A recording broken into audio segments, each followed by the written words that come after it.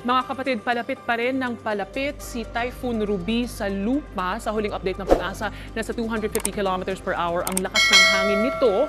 Ang gustiness naman up to 290 kph. At ang pag-ulan naman na dala nito ayon sa Pag-asa nasa 15 hanggang 25 millimeters per hour sa loob ng diametro ng 700 kilometers. Dahil nasa dagat pa ito, posibleng lumakas pa si Ruby bago tumama sa lupa. Mamayang madaling araw na ang landfall ni Ruby, tinutumbok pa rin niya ang Mindanao at ayon sa Pag-asa sa Baganga, dito po yan sa Davao Oriental ang posibleng landfall nito. Mamayang alas 4 hanggang alas 5 ng umaga po yan. Kung hindi na iiba ang galaw ni Ruby pagkatapos ng Baganga, dadaan ang mata nito sa timog naman ng Dumaguete City. Pagkatapos sa Rojas sa Palawan naman bukas ng umaga. Dahil nga dito nakataas na ang signal number 4. Sa signal number 4 po, karamihan ng mga infrastruktura ay maaring masira at matutumba ang mga malalaking puno. Posible rin ang seryosong pinsala sa agrikultura at posibleng mawalan ng kuryente at signal ang landline at cellphone. Posible rin magkaroon ng storm surge o pagtaas ng tubig dagat na posible magdulot ng matinding pagbaha sa mga susunod na lugar. Hindi po biro ang storm surge na kahit 1 metro lamang ang taas dahil lagpas tao pa rin ito at posibleng magdulot ng matinding pagbaha, lalo na sa coastal areas. Huwag na huwag pong maging matigas ulo, pumunta na po sa mga evacuation center dahil yan nga ayon sa Pag-asa, si Ruby na ang pinakamalakas na bagyo na maglalandfall sa bansa ngayong 2050 at ang pinakamalakas na rin para sa Mindanao sa loob ng 5 taon. Yan na muna ang latest tungkol kay Typhoon Ruby mula sa Action Weather Center. Ako po si Leah Cruz. The weather report you've just seen is set in 2050 and it's just a possibility given the direction that the world is taking now. Things may actually turn out to be much worse. The Philippines is a nation made up of 7,107 islands with around 36,000 kilometers of shoreline. We are also the third most disaster-prone country in the world, and we experience an average of 20 storms every year, 90% of which affect the country, some causing great destruction. Storms like Ondoy or Quetzana in 2009, Sandong or Washi in 2011, Pablo or Bompa in 2012, and Yolanda or Haiyan in 2013. According to the Intergovernmental Panel on Climate Change, the Philippines is at great risk. It is in the Philippines where the highest sea level rise has been recorded since 1901.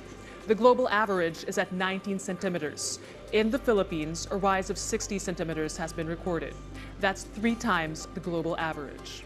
In this map from Climate Central, we see that the Philippines experiences an average rise of 6 to 12 millimeters in sea level per year, depending on the area. With global temperatures rising, the oceans are getting warmer, which will produce stronger storms or tropical cyclones. Because of our location in the Western Pacific, we get a lot of these storms. When you combine a stronger typhoon with higher sea levels, we're looking at even more destruction after we're hit by a storm, more than we see today. That means more of this. What can we do about all these changes, about all these risks that we expect? I mean, to prepare for them, basically. Or is there any recommended plan of action that we can take as a Filipino people?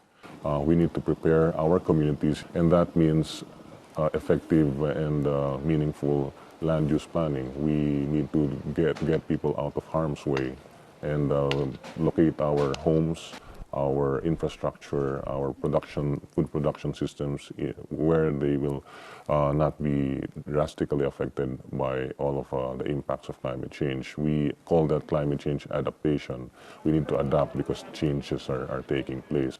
We need to take care of the remaining pristine areas, the natural ecosystems, our forests, our mangrove areas, our coral reefs. These natural systems will be important in serving as buffers when climate impacts start to affect us. We fisherfolk can be instruments for protecting the marine resources and the coastal resources of the Philippines by fishing sustainably and reporting illegal activities, and also establishing a circle of protection from abusive and short-sighted fishing practices that lead to the depletion of our fisheries and our coastal resources.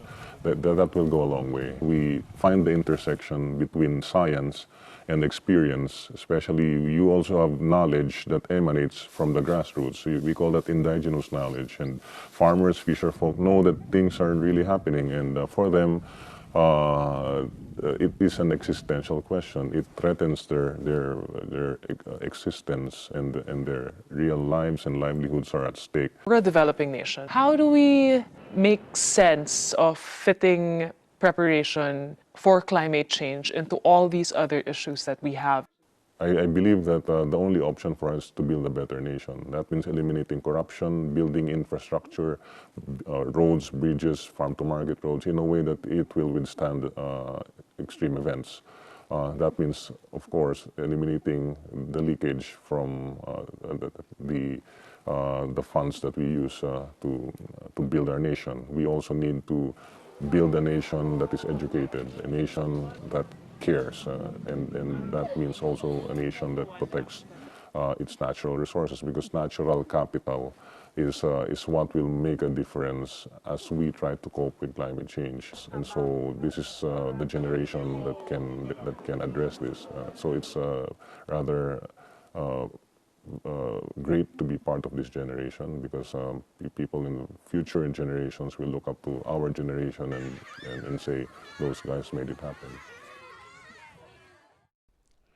Climate change is affecting the weather everywhere. It makes it more extreme and disturbs established patterns. That means more disasters, more uncertainty. We can reduce the risks by cutting global greenhouse gas emissions and building low-carbon economies. Let's work together to make our societies safer and more resilient. Please join me in taking action on climate change. Thank you.